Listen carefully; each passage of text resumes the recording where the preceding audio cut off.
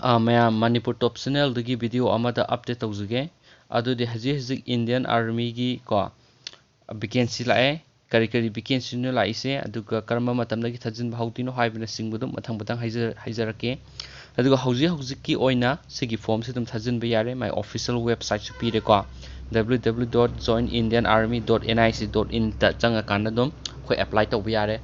ꯑꯍꯥꯟꯕꯗ ꯑꯦꯄ꯭ꯂꯥꯏ ꯇꯧꯕꯒꯤ ꯄ꯭ꯔꯣꯁꯦꯁꯁꯤ ꯃꯌꯥꯝꯅ ꯁꯣꯏꯅ ꯈꯪꯉꯝꯃꯒꯅꯤ ꯑꯗꯣ ꯆꯥꯎꯔꯥꯛꯄꯁꯨ ꯍꯥꯏꯖꯔꯛꯀꯦ ꯑꯍꯥꯟꯕꯗ ꯀꯔꯝꯕ ꯃꯤꯑꯣꯏꯅ ꯊꯥꯕ ꯌꯥꯕꯒꯦ ꯁꯤꯒꯨꯝꯕ ꯑꯦꯛꯖꯥꯝꯁꯤ ꯃꯥꯒꯤ ꯏꯂꯤꯖꯤꯕꯤꯂꯤꯇꯤ ꯀ꯭ꯔꯥꯏꯇꯦꯔꯤꯌꯥꯅꯆꯤꯡꯕ ꯑꯗꯨꯒꯨꯝꯕꯁꯤꯡꯗꯣ ꯃꯊꯪ ꯍꯥꯟꯅ ꯍꯥꯏꯖꯒꯦ ꯑꯍꯥꯟꯕꯗ ꯃꯌꯥꯝ ꯁꯤꯒꯤ ꯊꯥꯕ ꯌꯥꯕ ꯀꯥꯡꯕꯨꯁꯦ ꯅꯨꯄꯥ ꯅꯨꯄꯤ ꯂꯣꯏꯅ ꯊꯥꯕ ꯌꯥꯏꯀꯣ ꯑꯗꯨꯀꯥꯟꯗ ꯍꯥꯟꯅ ꯁꯤꯗ including widows of defense personnel for tech and non UPSC ꯀꯣ ꯍꯥꯏꯗꯤ ꯑꯩꯈꯣꯏꯒꯤ ꯋꯤꯗꯣꯁꯀꯨꯝꯕ ꯑꯩꯈꯣꯏ ꯐꯦꯃꯤꯂꯤ ꯃꯦꯝꯕꯔ ꯍꯥꯏꯗꯤ ꯍꯥꯟꯅ ꯊꯕꯛ ꯇꯧꯔꯝꯃꯒ ꯀꯩꯅꯣꯒꯨꯝꯕ ꯌꯥꯎꯈꯤꯕ ꯂꯩꯈꯤꯗꯕ ꯈꯣꯠꯈꯤꯗꯕ ꯑꯗꯨꯒꯨꯝꯕ ꯀꯥꯡꯕꯨꯁꯨ ꯊꯥꯕ ꯌꯥꯏ ꯀꯣ ꯋꯤꯗꯣꯁ ꯀꯥꯡꯕꯨ ꯑꯗꯨꯒ ꯁꯤꯗꯁꯨ ꯍꯥꯏꯔꯦ ꯑꯗꯨꯒꯨꯝꯕ ꯃꯤꯑꯣꯏꯁꯤꯡ ꯑꯗꯨ ꯑꯟꯃꯦꯔꯤꯠ ꯃꯦꯜꯅꯦ ꯑꯗꯨꯒ ꯐꯤꯃꯦꯜꯅꯦ ꯑꯣꯏꯒꯗꯕ ꯑꯗꯨꯒ ꯃꯈꯣꯏꯁꯤ ꯏꯟꯖꯤꯅꯤꯌꯥꯔꯤꯡ ꯒ꯭ꯔꯦꯖꯨꯑꯦꯠ ꯇꯧꯕ ꯑꯣꯏꯒꯗꯕ ꯀꯣ ꯁꯤꯒꯨꯝꯕꯅ ꯑꯗꯨꯒ ꯃꯥꯒꯤ ꯁꯤꯒꯤ ꯇ꯭ꯔꯦꯅꯤꯡꯁꯤꯅ ꯑꯣꯐꯤꯁꯔ ꯇ꯭ꯔꯦꯅꯤꯡ ꯑꯦꯀꯥꯗꯃꯤ OTA ꯀꯣ ꯆꯦꯟꯅꯥꯏ ꯇꯥꯃꯤꯜ ꯅꯥꯗꯨꯗ ꯇꯧꯗꯣꯏꯅꯦꯕ ꯑꯗꯨꯒ ꯑꯍꯥꯟꯕ ꯃꯥꯒꯤ ꯏꯂꯤꯖꯤꯕꯤꯂꯤꯇꯤ ꯀ꯭ꯔꯥꯏꯇꯦꯔꯤꯌꯥꯁꯦ ꯑꯩꯈꯣꯏꯒꯤ ꯅꯣꯔꯠ ꯏꯁ ꯑꯗꯨꯝ ꯊꯥꯕ ꯌꯥꯔꯦ ꯑꯗꯨꯒ ꯃꯥꯒꯤ ꯆꯍꯤꯁꯦ ꯑꯅꯤ ꯊꯣꯛꯅ ꯂꯩ ꯃꯣꯏꯒꯤ ꯄꯣꯁꯁꯤ ꯃꯌꯥꯝ ꯑꯍꯥꯟꯕꯗ SSC ꯇꯦꯛ ꯍꯥꯏꯕ ꯑꯃꯀꯣ ꯍꯥꯏꯗꯤ ꯃꯣꯏ ꯚꯦꯀꯦꯟꯁꯤꯁꯦ ꯅꯨꯄꯥꯒꯤ 52 ꯄꯤꯔꯦ ꯁꯤ SSC ꯇꯦꯛꯁꯇꯀꯣ ꯑꯗꯨꯒ ꯅꯨꯄꯤꯒꯤꯅ 15 ꯄꯤꯌꯦꯕ ꯑꯄꯨꯟꯕ ꯆꯍꯤꯅ 10ꯗꯒꯤꯅ 23 ꯐꯥꯎꯒꯤ ꯃꯅꯨꯡꯗ ꯂꯩꯕ ꯃꯤꯅ ꯊꯥꯕ ꯌꯥꯏ ꯀꯣ ꯃꯥꯒꯤ ꯁꯤꯗꯁꯨ ꯄꯤꯔꯦ ꯃꯥꯒꯤ ꯆꯥꯎꯔꯥꯛ ꯀꯩꯅꯣꯁꯦ ꯗꯦꯠ ꯑꯣꯐ ꯕꯥꯔꯊꯁꯦ 2 April 1993 1 April 2000 ꯐꯥꯎꯒꯤ ꯃꯅꯨꯡꯗ ꯂꯩꯕ ꯃꯤ ꯈꯨꯗꯤꯡꯃꯛꯅ ꯂꯣꯏ ꯊꯥꯕ ꯌꯥꯏ ꯁꯤꯁꯦꯀꯣ ꯑꯗꯨꯒ ꯑꯅꯤꯁꯨꯕꯅ ꯑꯃꯨꯛ for widows ꯉꯁꯥꯏ ꯍꯥꯏꯈꯤꯕꯗꯣ ꯑꯅꯤꯁꯨꯕꯗ widows of defense personnel who died in harness only ꯀꯣ ꯃꯣꯏꯒꯤꯁꯤꯅ ꯑꯃꯨꯛ ꯆꯍꯤꯁꯦ a minimum of 35 years of age ꯆꯍꯤ 35 ꯐꯥꯎꯒꯤ ꯌꯥꯝꯃꯕꯗ ꯁꯤꯐꯥꯎꯒꯤ ꯃꯅꯨꯡꯗ ꯂꯩꯕ ꯃꯤꯑꯣꯏꯅ ꯊꯥꯕ ꯌꯥꯔꯦ ꯑꯗꯨ ꯃꯥ ꯏꯗꯨꯀꯦꯁꯟ ꯀ꯭ꯋꯥꯂꯤꯐꯤꯀꯦꯁꯟꯁꯦ ꯃꯌꯥꯝ ꯁꯤꯒꯤ ꯆꯥꯎꯔꯥꯛꯄꯁꯦ ꯑꯗꯨꯝ ꯌꯦꯡꯉꯣ ꯍꯥꯏꯗꯤ ꯏꯟꯖꯤꯅꯤꯌꯥꯔꯤꯡ ꯂꯣꯏꯔꯕ ꯀꯥꯡꯕꯨ ꯂꯣꯏꯈ꯭ꯔꯕ ꯑꯗꯨꯒ ꯐꯥꯏꯅꯦꯜ ꯏꯌꯔꯁ ꯂꯣꯏꯗꯣꯔꯕ ꯀꯥꯡꯕꯨ ꯁꯤꯒꯨꯝꯕꯁꯤꯅꯁꯨ ꯂꯣꯏꯅ ꯊꯥꯕ ꯌꯥꯏ ꯁꯤꯁꯦꯀꯣ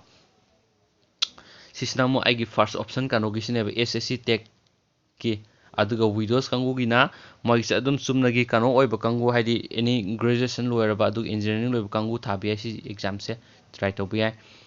ꯑꯗꯨꯒ ꯑꯩꯈꯣꯏꯒꯤ ꯃꯥꯒꯤ ꯗꯦꯠ ꯑꯣꯐ ꯕꯥꯔꯊ ꯃꯣꯏ ꯆꯦꯛ ꯇꯧꯕꯁꯦ ꯑꯩꯈꯣꯏꯒꯤ ꯃꯦꯇ꯭ꯔꯤꯀꯨꯂꯦꯁꯟ ꯑꯗꯨꯒꯤ ꯁꯥꯔꯇꯤꯐꯤꯀꯦꯠꯇ ꯌꯥꯎꯕꯗꯣ ꯑꯗꯨꯗ ꯆꯦꯛ ꯇꯧꯗꯣꯏꯅꯤ ꯑꯗꯨꯒ ꯀꯔꯝꯕ ꯗꯣꯀꯨꯃꯦꯟ ꯑꯩꯈꯣꯏꯅ ꯑꯞꯂꯣꯗ ꯇꯧꯗꯣꯏꯅꯣ ꯐꯣꯔꯝ ꯐꯤꯜ ꯑꯞ ꯇꯧꯕ ꯃꯇꯝꯗ ꯑꯗꯨꯅꯆꯤꯡꯕꯗꯨ ꯃꯈꯥꯗ ꯂꯣꯏꯅ ꯌꯥꯎꯔꯛꯑꯅꯤ ꯃꯔꯨꯑꯣꯏꯕꯁꯤꯡꯗꯣ ꯁꯤꯗꯁꯨ ꯍꯥꯏꯔꯦꯀꯣ option Bꯗ education qualification for widows of defense personnel who died in harness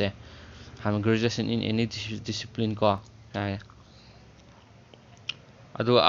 ꯑꯍꯨꯝꯁꯨꯕꯗ ꯃꯥꯏ ꯚꯦꯀꯦꯟꯁꯤꯁꯦ ꯃꯌꯥꯝ ꯁꯤꯗ ꯄꯤꯊꯣꯛꯑꯦ ꯀꯔꯝꯕ ꯚꯦꯀꯦꯟꯁꯤꯅꯣ ꯍꯥꯏꯕꯗꯣ ꯃꯌꯥꯝ ꯁꯤꯗ ꯆꯦꯛ ꯇꯧꯕꯤꯔꯣ ꯑꯩ ꯁꯤꯒꯤ ꯗꯥꯏꯔꯦꯛ ꯂꯤꯡꯛꯁꯦ ꯚꯤꯗꯤꯑꯣꯒꯤ ꯗꯤꯁꯀ꯭ꯔꯤꯞꯁꯟꯗ ꯍꯥꯞꯄꯝꯒꯦ ꯚꯤꯗꯤꯑꯣꯒꯤ ꯗꯤꯁꯀ꯭ꯔꯤꯞꯁꯟꯗ ꯆꯪꯉꯀꯥꯟꯗ ꯃꯌꯥꯝ ꯆꯦꯛ ꯇꯧꯕꯤꯌꯨꯀꯣ ꯍꯥꯟꯅ ꯑꯦꯄ꯭ꯂꯥꯏ ꯇꯧꯗ꯭ꯔꯤꯉꯩ ꯃꯃꯥꯡꯗ ꯃꯔꯨꯑꯣꯏꯕꯁꯤꯡꯗꯣ ꯂꯣꯏ ꯌꯥꯎꯔꯦ ꯁꯤꯗ ꯀꯔꯝꯕ ꯁꯥꯔꯇꯤꯐꯤꯀꯦꯠꯁꯤꯡꯅꯣ ꯑꯞꯂꯣꯗ ꯇꯧꯗꯣꯏꯁꯦ ꯍꯥꯏꯕꯁꯤꯡ ꯌꯥꯎꯔꯦ 10 ꯁꯥꯔꯇꯤꯐꯤꯀꯦꯠ 12 ꯁꯥꯔꯇꯤꯐꯤꯀꯦꯠ ꯀꯣ ꯃꯥꯔꯛꯁꯤꯠ ꯗꯤꯒ꯭ꯔꯤ ꯁꯥꯔꯇꯤꯐꯤꯀꯦꯠꯀꯤ ꯑꯗꯨ ꯌꯥꯎꯔꯦ ꯑꯗꯨꯒ ꯃꯥꯒꯤ ꯇ꯭ꯔꯦꯅꯤꯡ ꯄꯦꯔꯠꯅꯆꯤꯡꯕ ꯌꯥꯎꯔꯦ ꯑꯗꯨꯒ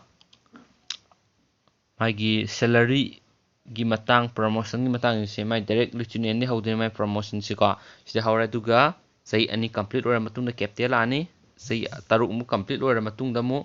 ꯃꯦꯖꯔ ꯁꯨꯃꯥꯏꯅ ꯃꯊꯪ ꯂꯥꯛꯇꯣꯏꯅꯦꯕ ꯃꯣꯏꯁꯦ ꯑꯗꯨꯒ ꯃꯥꯒꯤ ꯄꯦ ꯁ꯭ꯀꯦꯜꯁꯤꯅ ꯃꯈꯥꯗ ꯌꯥꯎꯔꯦ ꯂꯤeutenantꯒꯤꯁꯦ ꯃꯥꯒꯤ ꯂꯦꯚꯦꯜ 10ꯗꯒꯤ ꯍꯧꯏꯀꯣ 56,100ꯗꯒꯤꯅ 1,77,500 ꯐꯥꯎ ꯁꯤꯒꯤ ꯃꯅꯨꯡꯗ ꯃꯣꯏꯅ ꯄꯦꯃꯦꯟꯁꯦ ꯑꯗꯨ ꯁꯤ ꯈꯤꯇꯪ ꯁꯤꯗꯤ ꯃꯥꯏ ꯗꯥꯏꯔꯦꯛ ꯄꯦꯃꯦꯟ ꯈꯛꯇꯅꯦ ꯑꯗꯨꯗꯒꯤ ꯃꯥꯒꯤ ꯑꯦꯂꯣꯋꯦꯟꯁ ꯃꯈꯜ ꯈꯨꯗꯤꯡꯃꯛꯀꯤ ꯑꯦꯂꯣꯋꯦꯟꯁ ꯄꯤꯔꯦ ꯍꯥꯏꯗꯤ ꯏꯆꯥ ꯏꯁꯨ ꯂꯥꯏꯔꯤꯛ ꯇꯝꯕ ꯈꯣꯠꯄ ꯌꯥꯎꯔꯒꯗꯤ ꯃꯣꯏꯒꯤꯁꯨ ꯇꯣꯉꯥꯟꯅ ꯑꯦꯛꯁꯇ꯭ꯔꯥ ꯑꯦꯂꯣꯋꯦꯟꯁ ꯃꯌꯥꯝ ꯄꯤꯌꯦꯕ ꯁꯔꯀꯥꯔꯒꯤ ꯃꯥꯏꯀꯩꯗꯒꯤ ꯑꯗꯨꯒ ꯑꯇꯣꯞꯄ ꯆꯠꯊꯣꯛ ꯆꯠꯁꯤꯟ ꯁꯤ ꯃꯈꯥꯗ ꯃꯌꯥꯝ ꯌꯥꯎꯔꯤꯁꯦ ꯁꯤꯒꯨꯝꯕ ꯈꯨꯗꯣꯡꯆꯥꯕꯁꯦ ꯃꯌꯥꯝ ꯄꯤ ꯁꯤꯒꯨꯝꯕꯁꯤꯗ ꯍꯥꯏꯗꯤ ꯏꯂꯤꯖꯤꯕꯤꯂꯤꯇꯤ ꯁꯤꯒꯤ ꯃꯅꯨꯡꯗ ꯂꯩꯕ ꯀꯥꯡꯕꯨ ꯃꯤ ꯈꯨꯗꯤꯡꯃꯛ ꯊꯥꯖꯤꯟꯕꯤꯌꯣ ꯈꯪꯗꯕ ꯒ꯭ꯌꯥꯟ ꯇꯥꯗꯕ ꯌꯥꯎꯔꯁꯨ ꯀꯃꯦꯟ ꯕꯣꯛꯁ ꯍꯥꯏꯕꯤꯔꯛꯑꯣ ꯑꯗꯨꯒ ꯐꯣꯔꯝꯁꯦ ꯍꯧꯖꯤꯛ ꯊꯥꯖꯤꯟꯕ ꯌꯥꯔꯦ ꯍꯧꯖꯤꯛ ꯑꯍꯥꯟꯕ ꯐꯣꯔꯝ ꯊꯥꯖꯤꯟꯕꯒꯤ ꯃꯑꯣꯡꯁꯦ ꯍꯥꯏꯐꯦꯠꯇꯪ ꯍꯥꯏꯖꯔꯝꯒꯦ ꯃꯌꯥꯝ ꯑꯍꯥꯟꯕꯗ ꯑꯩ ꯉꯁꯥꯏ ꯄꯤꯈ꯭ꯔꯤꯕ ꯋꯦꯕꯁꯥꯏꯠꯇꯣ ꯑꯣꯐꯤꯁꯤꯌꯦꯜ ꯗꯥꯏꯔꯦꯛ ꯋꯦꯕꯁꯥꯏꯠꯇꯣ ꯚꯤꯗꯤꯑꯣꯒꯤ ꯗꯤꯁꯀ꯭ꯔꯤꯞꯁꯟꯒꯤ ꯂꯤꯡꯛꯗꯨꯁꯨ ꯍꯥꯞꯄꯝꯒꯦ